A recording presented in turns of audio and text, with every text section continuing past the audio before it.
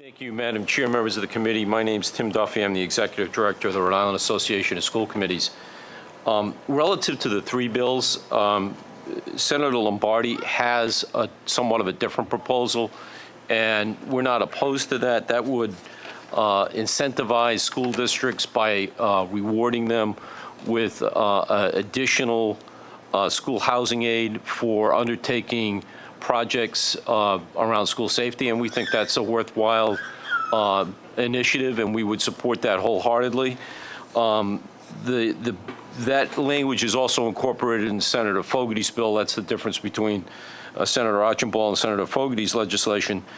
I would suggest that, like Mr. Ryan, that if the Senate is intent on going forward, that they make the bill specifically subject to the State Mandatory Reimbursement Act 4513-7, so that districts would be reimbursed, in cities and towns would be reimbursed for any costs associated with it. From my perspective, there are some problems with the legislation. Some of the school resource officers and the director of school security are answerable to the police chief and or the director of public safety. They're not answerable to any school officials, and I think that that's problematic in and of itself. The legislation specifically says that it would be supported equitably by the state and municipalities. Well, that's not formula driven. So, you know, some school districts receive, because of the nature of the demographics of their school district and the shrinking tax base, receive substantially more in state aid than others.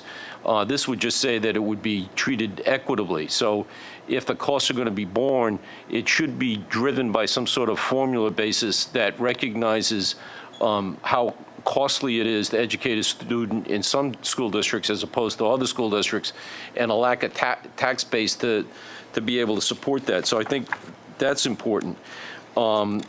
It would create a new category of funding.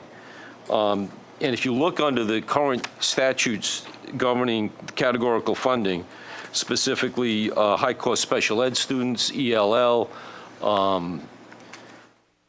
reimbursements for career voc tech, all of those are listed on a prorated basis. So my concern going forward is, while this categorical funding is supposed to be divided equally between the state and the LEAs, that absent the ability to fund it at the rate that they would want to, it would be subjected to prorated funding. We're having that debate right now around the funding formula. The state prorates high-cost special needs students at $4.5 million, where the actual cost is in excess of $15 million. The same thing with ELL. ELL students, under the proposal that was floated a few years ago, is supposed to be in excess of $5 million. It's at $2.5. So if you make this a categorical requirement, with the state bearing some of the cost and the locals bearing some of the cost, I think the temptation to prorate that going forward when the state hits difficult fiscal times would put an undue burden on locals. So for those reasons, those are my objections. Obviously, we're concerned about student safety. Part of this is financial. Part of this is the fact that the resource officers are not really answerable to school officials. They're answerable to law enforcement, and that's a concern. So for those reasons, and the fact that it's not formula driven, we would oppose this particular legislation. But I would reiterate that we support Senator Lombardi's concept of incentivizing school districts through the housing aid formula to undertake increased safety for construction and safety for students. I'd be more than happy to answer any questions of the committee. Any questions for Mr. Duffy?